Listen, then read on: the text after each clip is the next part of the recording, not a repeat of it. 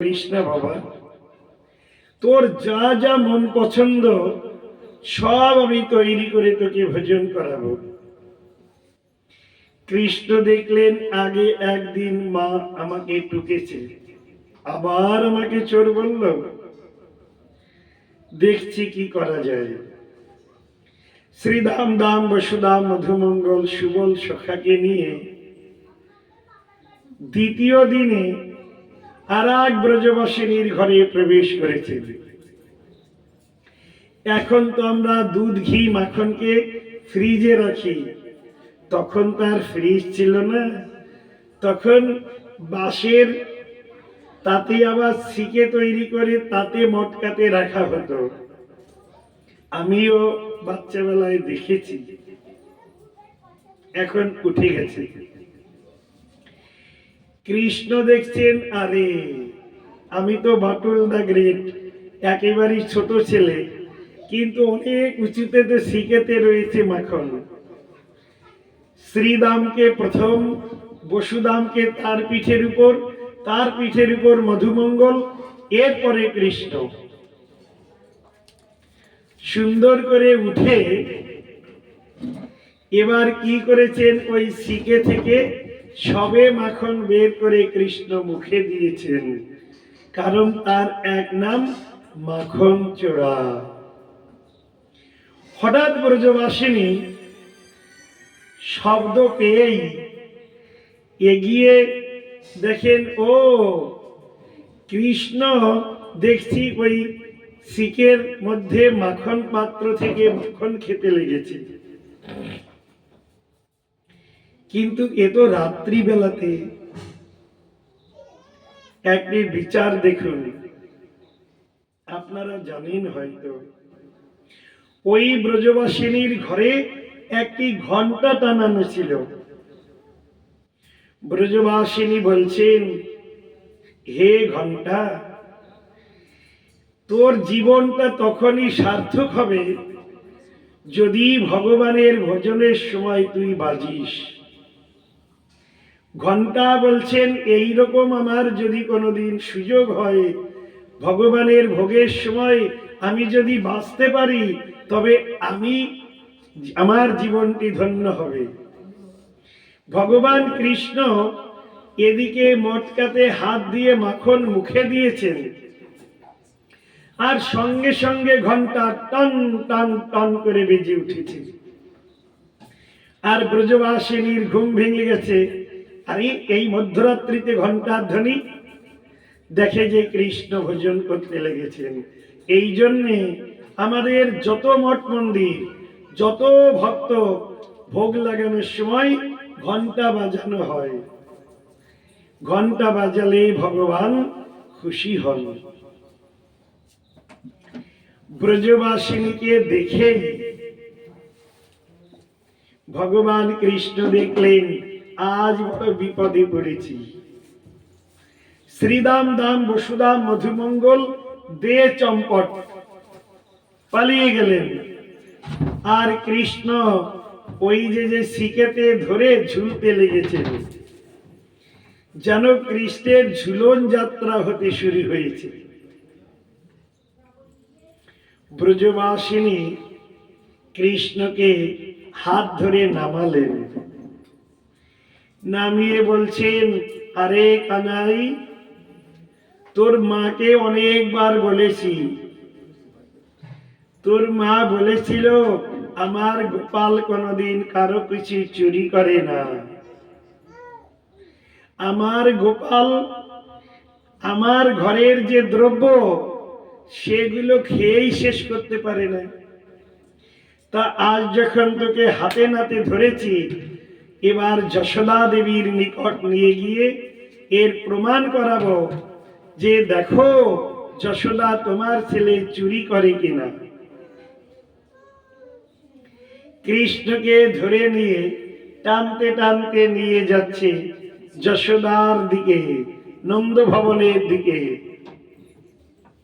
ভগবান কৃষ্ণ দেখলেন, গোপাল দেখলেন, আমি তো সত্যি সত্যি লীলা পুরুষোত্তম কৃষ্ণ। আমি এখনই লীলা করতে শুরু করি। করতুম অকর্তুম অন্যথা করতুম সমর্থ ঈশ্বর হ। ভগবান শ্রী গোপাল ওই ব্রজবাসিনীর পুত্রকে আকর্ষণ করলেন, যেহেতু তিনি সর্বাকর্ষক, আর অপূর্ব এক দৈবী মায়াকে প্রকাশ করলেন। দৈবী হিয়েষা গুণময়ী মম মায়া দূরত্বয়। ওই ব্রজবাসিনীর পুত্রকে ব্রজবাসিনীর হাতের মধ্যে ঢুকিয়ে দিয়ে কৃষ্ণ দে চম্পট।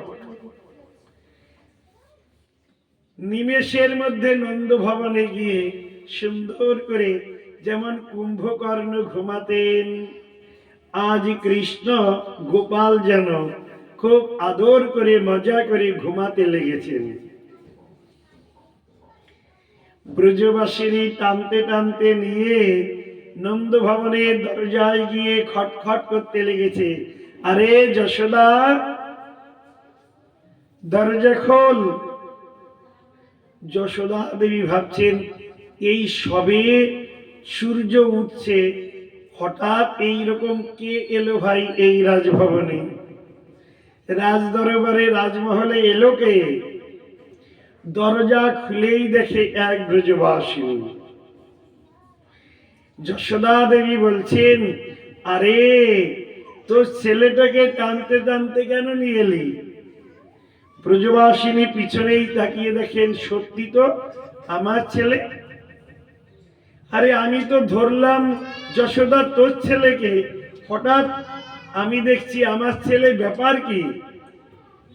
যশোদা দেবী দরজা খুলে বলছে, আমার ছেলে তো আদর করে ঘুম করছে। ব্রজবাসিনী দেখলো সত্যি তো, এ নন্দের বেটা কৃষ্ণ, এ গোপাল তো ঘুমাতে লেগেছে।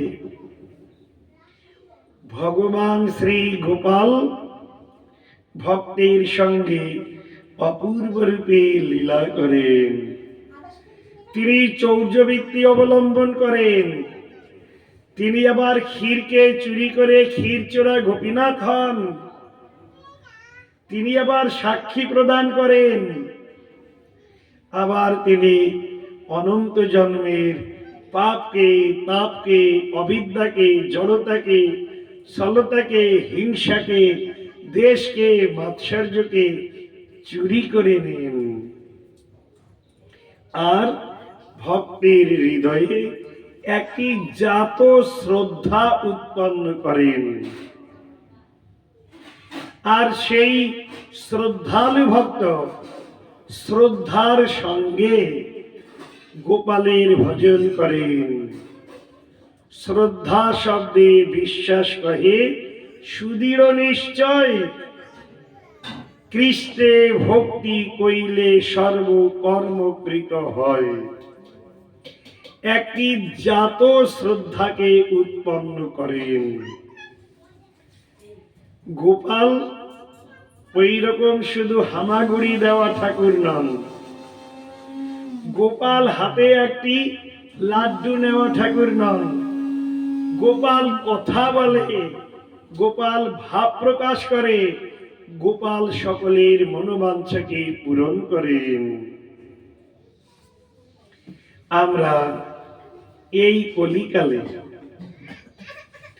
বেশি দূর নয়, যারা গৌরমণ্ডল পরিক্রমা করেছেন তারা জানেন, আমরা মুকুন্দ দত্তের কথাকে শ্রবণ করি। আর এই মুকুন্দ, তার এক উত্তম ভক্ত, তার নাম রঘুনন্দন ঠাকুর। এই রঘুনন্দন একেবারেই বাচ্চা।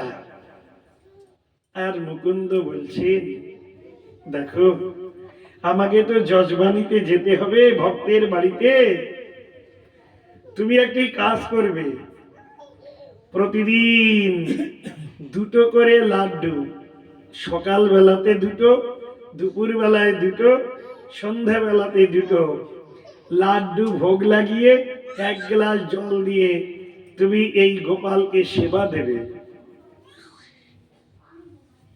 রঘুনন্দন প্রথম দিন প্রথমেই সকালবেলাতে যখন কটরি বাটিতে লাড্ডু দিয়েছেন, জল প্রদান করেছেন, বলছেন গোপাল গ্রহণ করো। আরে মুকুন্দ যেমন প্রতিদিন ভোগ দেয় আর ওই লাড্ডুকে কৌটার মধ্যে রেখে দেয়, ভক্তরা আসলে দিয়ে দেয়, আজ রঘুনন্দন বলছেন গোপাল খাও। রঘুনন্দন দেখছে গোপাল তো যথাপূর্বম তথাপরম, হয়তো ঘরে যেমন বসেছিল তেমনি বসে আছে। এবার দরজার যে ডাসা একেবারে লাঠিকে তুলেছে।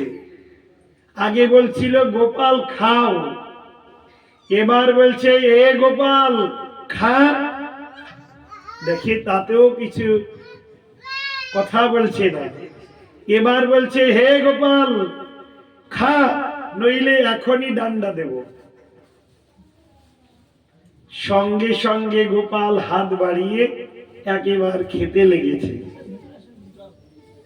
দুপুর বেলায় যখনই ভোগ লাগিয়েছে আবার গোপাল দুটো লাড্ডু খেয়ে নিয়েছে।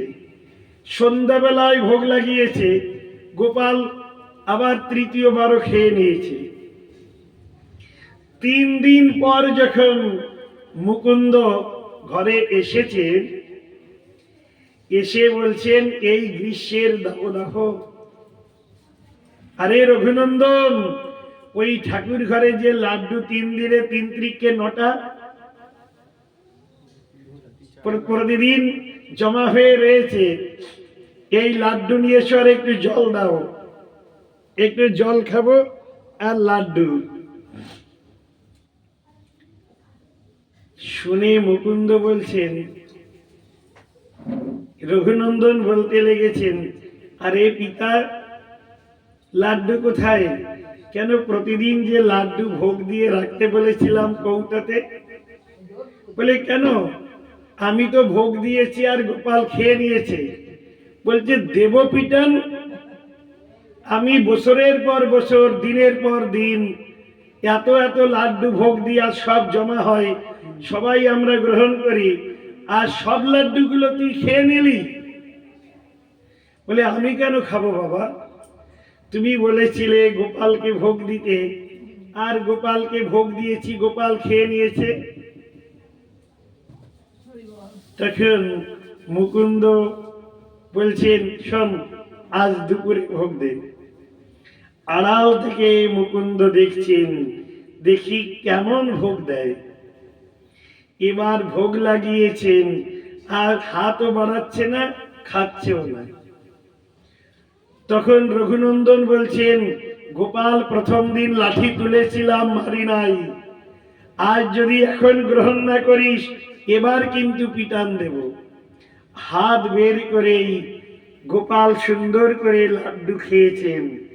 আধা লাড্ডু যখন না খেয়ে নিয়েছেন, হাতে আধা অর্ধেক, তখন আর মুকুন্দ স্থির থাকতে না পেরে দৌড়ে সেই রঘুনন্দনকে জড়িয়ে ধরেছেন। আরে বৎস, তোমার জীবন সার্থক। আমি এত জীবন ধরে গোপালকে ভোগ লাগিয়েছি, যেমন লাড্ডু তেমনি ছিল। আজ তোমার অপূর্ব কি সেই প্রেম, কি সেই আত্যন্তিকতা, কি সেই ঐকান্তিক ভাব। গোপাল বিগ্রহ হয়েও হাত বাড়িয়ে লাড্ডু খেতে লেগেছেন। ভক্তের উপহিত অশ্নকে ভগবান নিত্যকাল স্বীকার করেন। আমরা কি অপূর্ব গোপালের শ্রীমূর্তি। তাই গোপালের কাছে প্রার্থনা করব, আমাদের হৃদয়ে নিত্যকাল স্ফূর্তি লাভ করুক। আমরা যেন সত্যি সত্যি গোপালের চরণদ্বন্দ্বকে বন্দনা করে গোপালের শ্রী সেবা সৌকর্য বর্ধনের দ্বারে জীবনকে ধন্যাতিধন্য করতে পারি। जय श्री गोपाल नाथ की, भुवन मंगल हरि नाम प्रभु की, हरि नाम संकीर्तन की, निताई गौर प्रेमानंदे, गौर हरि बोल। এখন আমার এই জ্যেষ্ঠ গুরু ভ্রাতা শ্রীপাদ দামোদর প্রভু আপনাদের সম্মুখে কিছু হরিকথা শ্রবণ করাবেন। আপনারা ধৈর্য ধরে শ্রবণ করুন। শ্রীপাদ দামোদর প্রভু।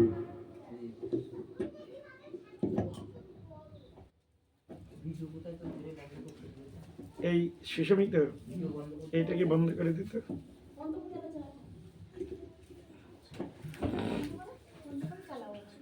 ওম অজ্ঞানতিমিরান্ধস্য জ্ঞানাঞ্জনশলাকয়া এটাকে বন্ধ করে দিত। চক্ষুর্মিলিतं येन তস্मै শ্রী